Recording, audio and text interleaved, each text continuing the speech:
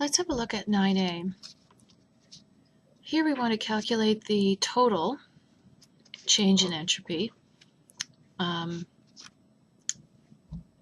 just going to stop right there because total means system plus surrounding, and this is really delta S for the two copper blocks together. And that's what they mean by total here. And I guess in principle, one of the copper blocks could be considered the system and the other the surrounding, but more on that when we actually sketch this out.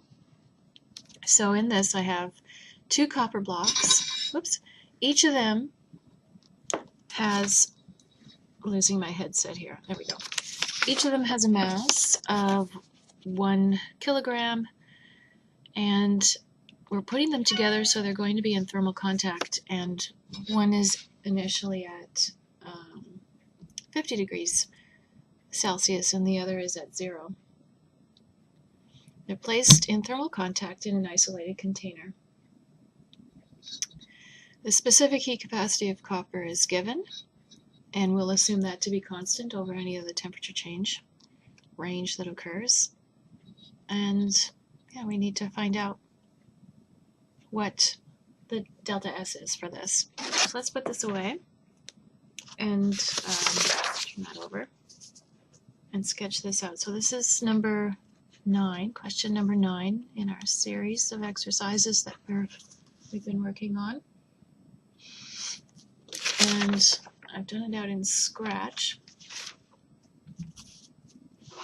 I'll just use that as my guide. So here we have copper block, and let's put them in thermal contact as best as we can sketch here with each other. 1 kilogram. The other one is 1 kilogram as well. And this guy's initially at 50 and this one at 0. And the whole thing, if you like to do it like this, is insulated. So any heat transfer that's going on inside is not being taken up by the walls or even transmitted outside. And the specific heat capacity, so instead of a molar, it's per gram for copper, and it's the same on both sides, is 0.385 joule per Kelvin gram. So specific, so we see that instead of per mole. Again, drives me crazy why this goes fuzzy. The focus is not great. Let me just put that a little closer to see if that works. I don't want to put it too close because then the field is reduced too small. I think that's a little better. Maybe I need to get a new webcam.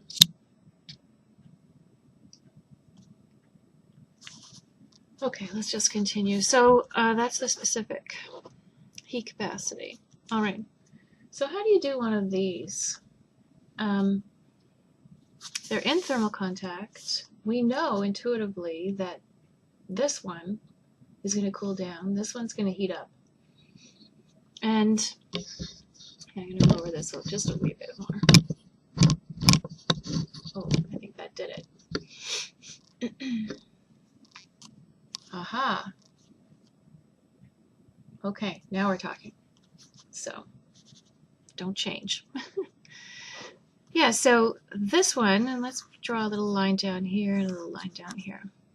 So we know that this one is going to cool and this one is going to heat as a result of them coming into thermal contact. If we want to put the right label on this, I would say that the Q lost is equal to the Q gained.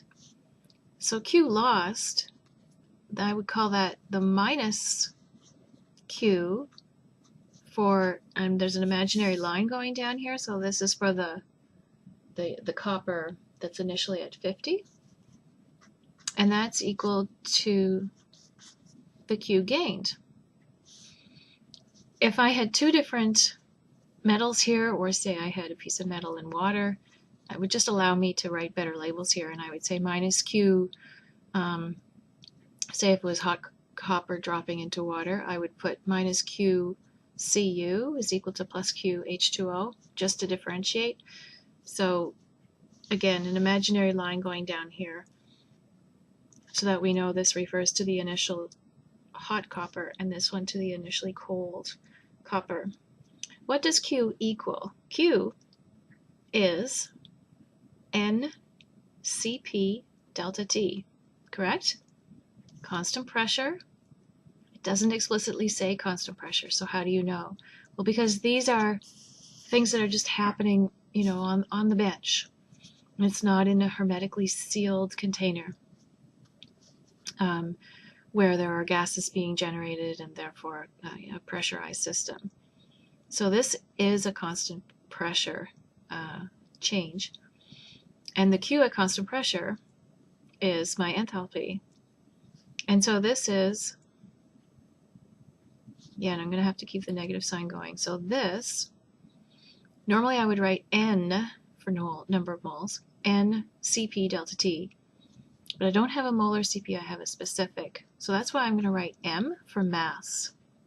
So I have a mass, specific heat capacity, and I'm writing delta T, not dT, because I'm not substituting in for dQ. This is the finite amount of heat. So that is basically the amount of energy transferred as heat due to cooling.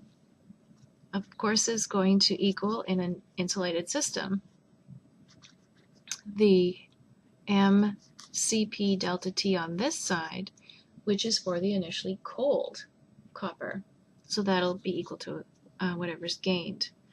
Now you're probably thinking, come on, we don't have to draw this out because it's the same mass, the same material, therefore the same heat capacity. And I know that the final temperature is going to be 25. We're just going to split the difference. And I can't disagree with that. We could jump to that.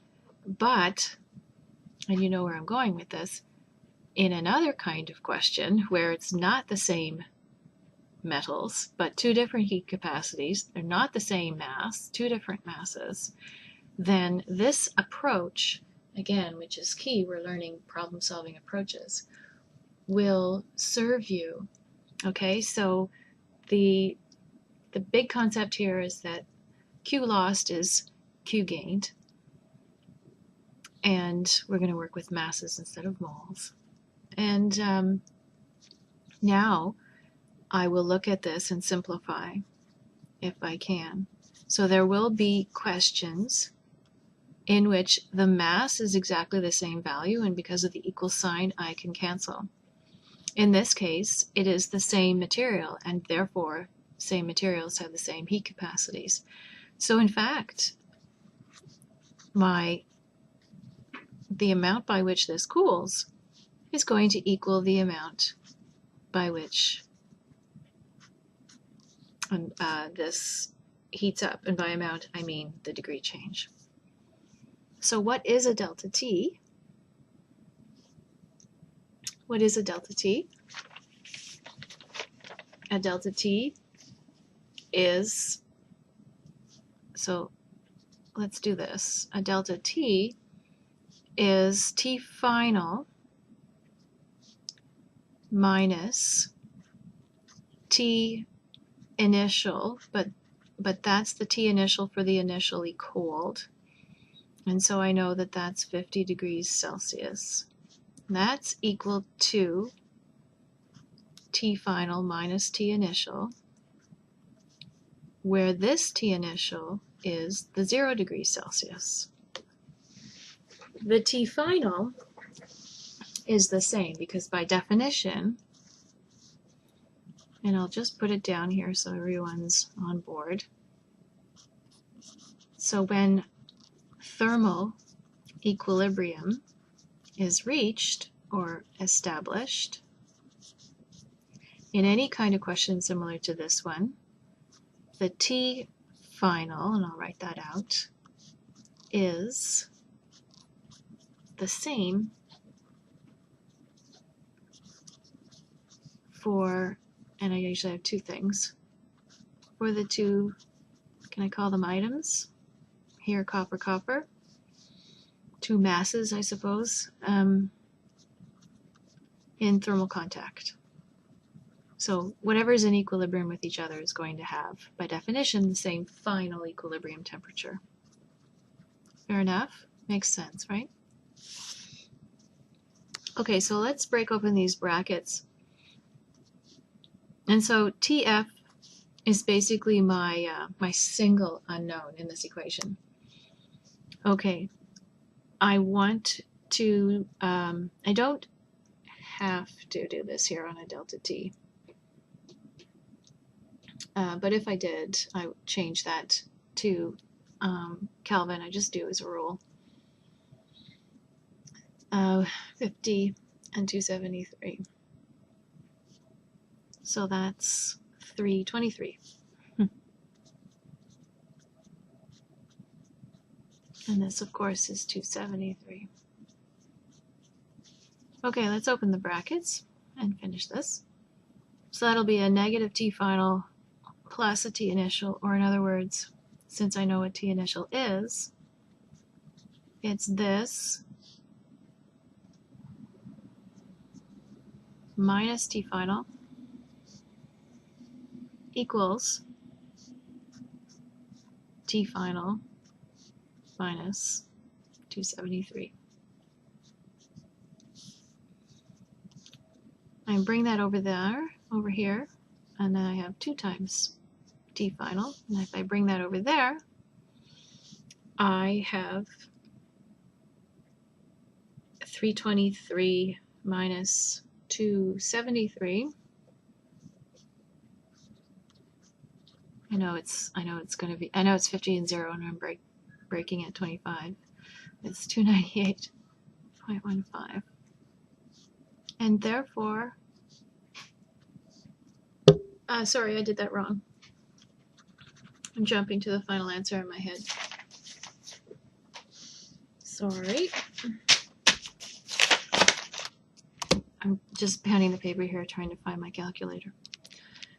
Whoops. So it's actually 323.15 plus 273.15. No, yeah, so when this comes over to this side, it's negative. Sorry. But I'm not. I'm bringing that one over to there. I don't know why I switched. So this should be 596.30 Kelvin. Now I'll divide it by 2.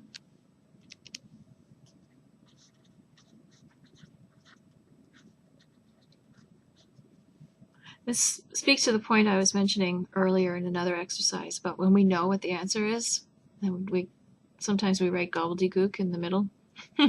Remember to make things logically flow. I'm certainly not beyond making that mistake. So there's my final temperature. But the question is asking for delta S for each one. But now at least we have T final and T initial for each. So that's going to help us.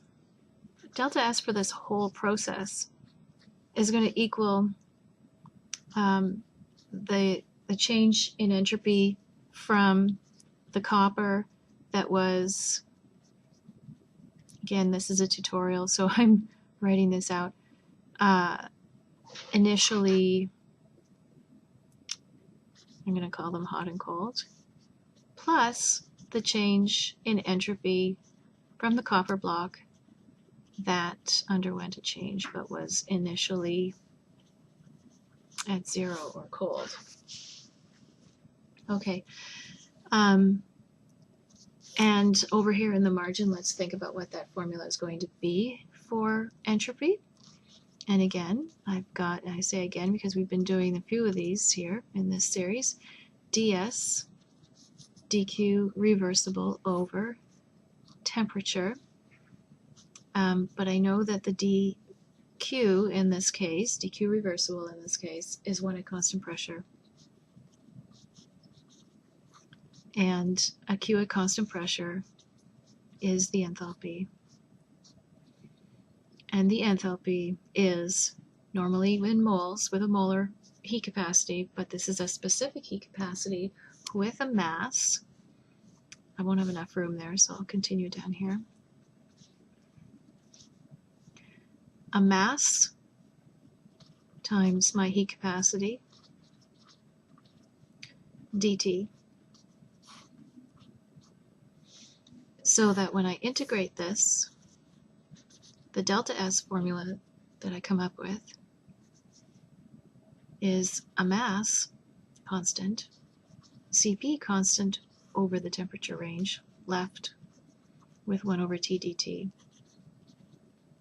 And of course the formula then is, again, could have jumped right through the formula immediately, but since this is a tutorial, just going over it, ln T final over T initial. So we will use this up here. And so I have equal to my mass of the initially hot copper times its heat capacity times the ln of T final over T initial plus the mass of the initially cold copper times its heat capacity times the ln T final over T initial. No unknowns except what I'm solving on the left, because I know my initial and final, my two initial temperatures, my single final temperature, the heat capacity of both, because it's the same metal, and the mass of each in this problem, both at 1 kilogram.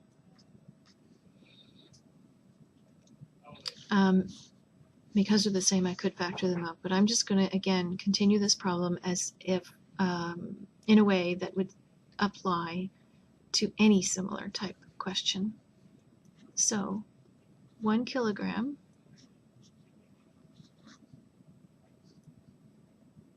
my heat capacity is in joule per kgram, so I'm just going to get rid of this unit of kilograms. So I'm ready now to multiply it by 0.385 joules per kgram ln T final 298.15,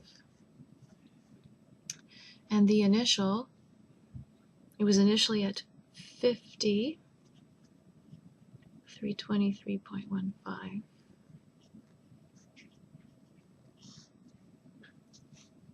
Plus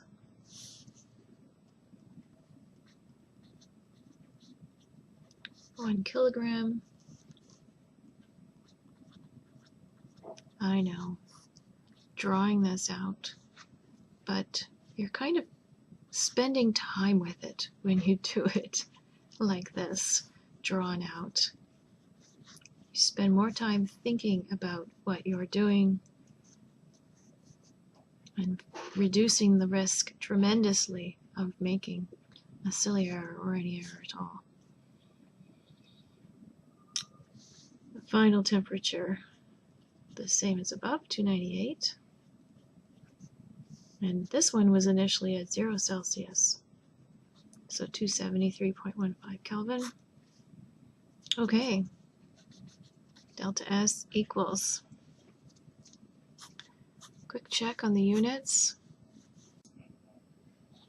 Hey, sorry about that, folks. A little jump there, and the camera or the video ended, so I'm just adding this last piece so that you have the final answer and a couple of comments.